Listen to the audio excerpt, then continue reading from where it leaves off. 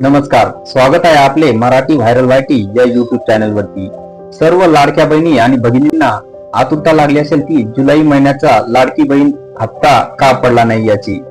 तर आपण या व्हिडिओच्या माध्यमातून बघणार आहोत की लाडकी बहीण योजनेचा जुलै 2025 चा हप्ता का आला नाही ते।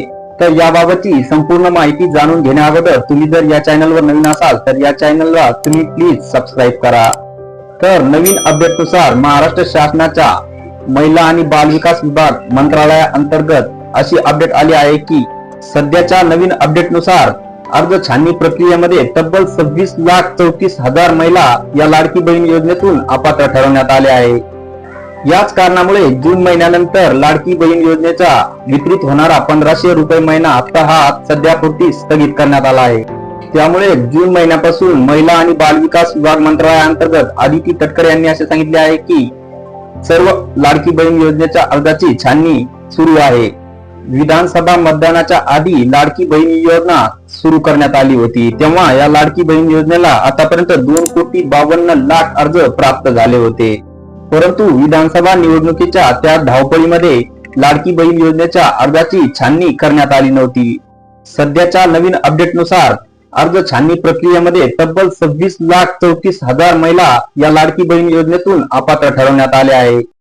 आणि आश्चर्याची बाब म्हणजे मुख्यमंत्री लाडकी बहीण योजनेअंतर्गत तब्बल 14,298 पुरुषांनी सुद्धा लाभ घेतला आहे। त्यामुळे या पुरुषांना सुद्धा या योजनेतून अपात्र ठरवण्यात आले आहे। मंडळी, मुख्यमंत्री लाडकी बहीण योजनेअंतर्गत आतापर्यंत वय 21 वर्ष ते 65 वर्ष वयापर्यंत असलेल्या विवाहित तसेच अविवाहित अशा सर्व महिलांना लाडकी बहीण योजनेचा लाभ घेता येत होता। परंतु महाराष्ट्र शासनाच्या नवीन निकषानुसार आता ज्या महिलांना संजय गांधी निराधार योजनेचा लाभ मिळत आहे, तसेच ज्यांच्या नावावर शेती आहे आणि त्यांना प्रधानमंत्री किसान सन्मान निधीचा लाभ मिळतो, अशा महिला सुद्धा या योजनेतून आता अपात्र ठरवण्यात आल्या आहेत। तसेच ज्या कुटुंबाचे उत्पन्न हे 2.5 लाखापेक्षा जास्त असेल आणि कुटुंबातून एक व्यक्ती सुद्धा सरकारी नोकरी किंवा इन्कम टॅक्स भरत असेल, त्या सुद्धा महिला आता लाडकी बहीण योजनेतून अपात्र ठरवण्यात आल्या आहेत। तसेच लाडकी बहीण योजनेच्या नवीन निकषानुसार ट्रॅक्टर व्यतिरिक्त 4 चाकी वाहन जर कुटुंबामध्ये असेल तर त्या सुद्धा कुटुंबातील महिलांना यापुढे लाडकी बहीण योजनेचा लाभ घेता येणार नाही। तर मित्रांनो, तुम्हाला ही माहिती आवडली असेल तर व्हिडिओला लाईक करा आणि अशाच नवीन अपडेटसाठी आपल्या चॅनलला नक्की सबस्क्राईब करा।